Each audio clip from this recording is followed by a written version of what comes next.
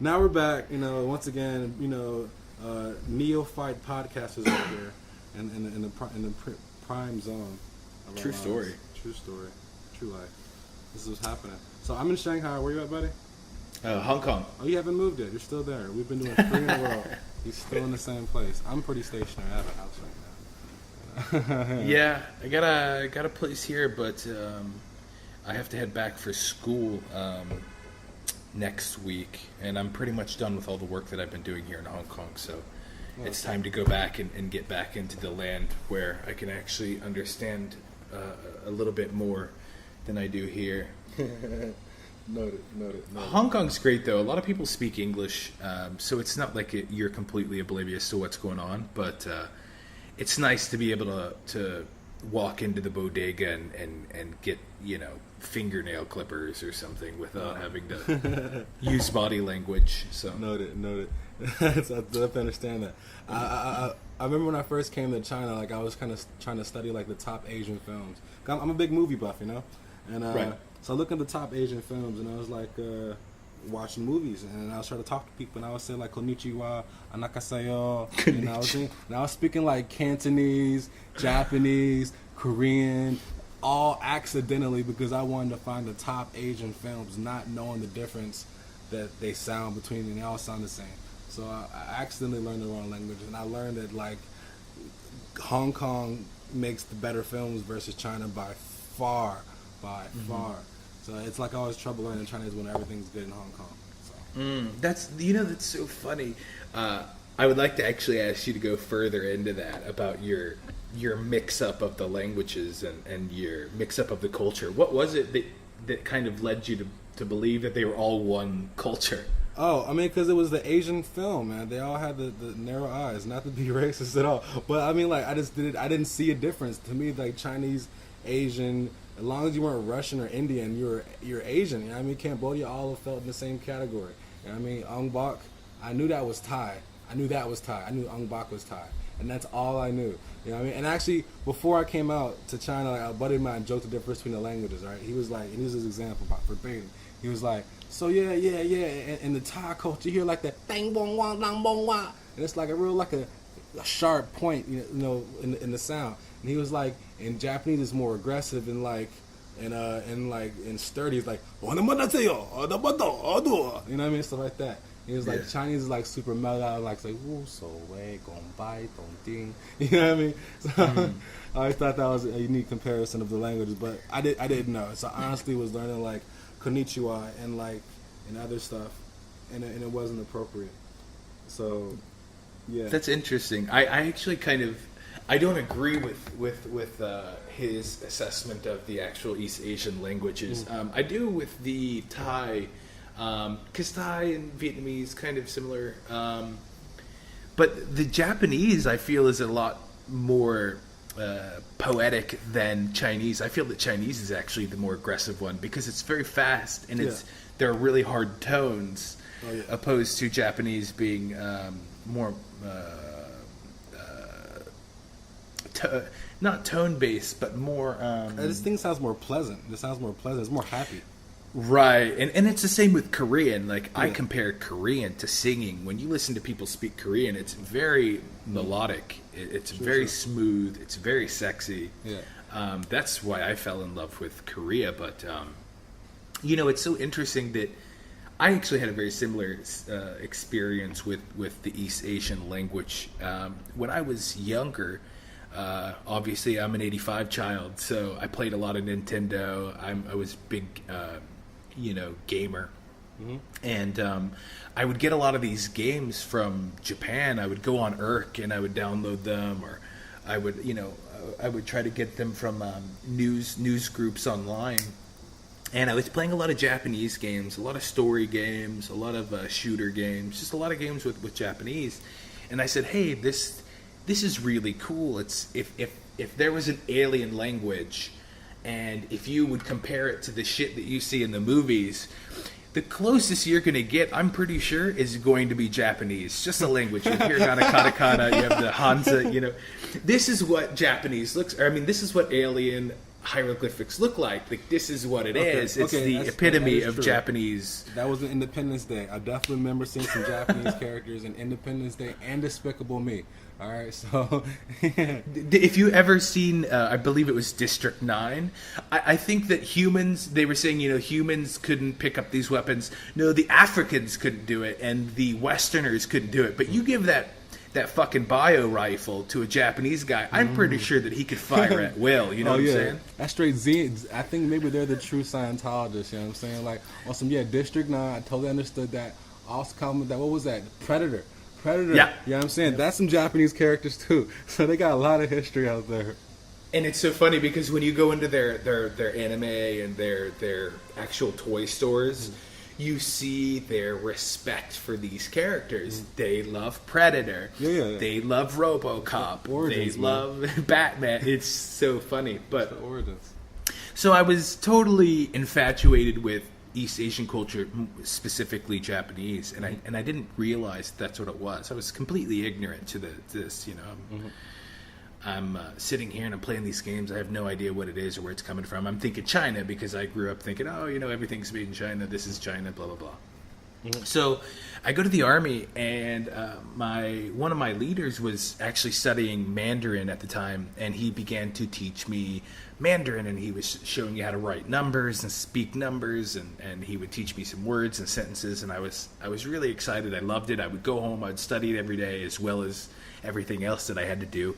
And when I got out, I went to undergrad, and I decided to get a minor in Chinese and Mandarin, and I walked into this classroom and I said, this is awesome. I'm going to go to this awesome place, this island with all these beautiful women and all these cool, cartoons and movies and games. It's going to be a blast. It's a home of Nintendo and everything is big. So I walk into this classroom and this teacher's like, 大家好，我是 that's my teacher talking to us, and it blew my mind. I said, whoa, this is not what I remember. And that's when it hit me that they're completely different things, and I actually had to open my mind and go out and kind of figure out what the hell the difference was. The only reason that I actually stayed in that Chinese class was because a great friend of mine from high school was there, and I hadn't seen her in probably 5 or 6 years, and she was studying Chinese or Mandarin as well, and it was just such a great experience. And I sat there and I found that I actually was in love with it. And that's when I almost basically became a Senophile, and I realized that it wasn't Japanese. They use the same characters in Japanese, but it's not the same language. So True. And I just want to highlight how difficult this language is. Like, I'm in school. I've been studying for 2 semesters. I lived in China for 2.5 years. You know what I mean? But, like, I've studied for, 2 semesters, and I have a speech down for the most part. But, the characters are incredibly difficult, and I failed. I would have failed the first semester, but I cheated.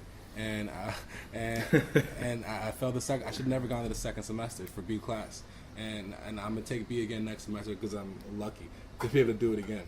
But keep in mind that Chinese is one of the most difficult languages in the world, in the name that they had to simplify it. Okay, they had to simplify it. 50 years ago, and then as well after that they had to understand that currently less than half the people are literate. You know what I mean? So I'm still amongst half the people that in the country. That's ridiculous. This language is hard. And I'm still working on it, and it's getting easier. But yeah, one day at a time. What made you actually decide that you wanted to learn the language after being there for so long already? Because you were there, you said you've been there for 2.5 years, right? So you basically were there for 2 years before you decided to study. True. Yeah, basically not being able to do stuff like order food and talk to people. I was tired of I can go to the club. There's a whole rapping thing in clubs. Like I said, ni ba shou ju chi lai, put your hands up to the sky, stuff like that. You know what I mean? Yeah. So I could say you drunk, stuff like that, but I couldn't say chair. You know what I mean? Because all I always do was dance. So I never said chair. You know what I mean? So, so these vocabularies never crossed me. Ordering food is always jigga nugga, this, that. And I just couldn't order my own food. So I was tired of that frustration. I want to be more independent. And this is my community now. So I got to learn that language and, control the people. Also keep in mind it's 1 billion people. As a major of international relations, 1 billion people to talk to, that's a hell of a market. So yeah, master that. I agree with you. That's very similar to my mentality behind it as well. It was actually more of the latter than the former. But when I first went to China, I had no idea how to say anything. I knew how to say, I want this and that, and I knew how to basically say things at people. I didn't know how to talk to them, and it was the same. I know how to say "well, jega nega nega." It was basically back and forth, this and that, and I realized that I was there for study abroad anyway, but I realized that I really had to integrate into the culture and really had to integrate into the community if I wanted to kind of absorb this language, because it is so difficult to learn, and you really need someone to kind of hold your hand. Sure. So doing it. And it's hard to do that, especially when you're basically a 26-year-old, 3-year-old, and you're trying to explore and explain the world as a child, and it's really difficult. True. So for you, like, you actually married into it, right?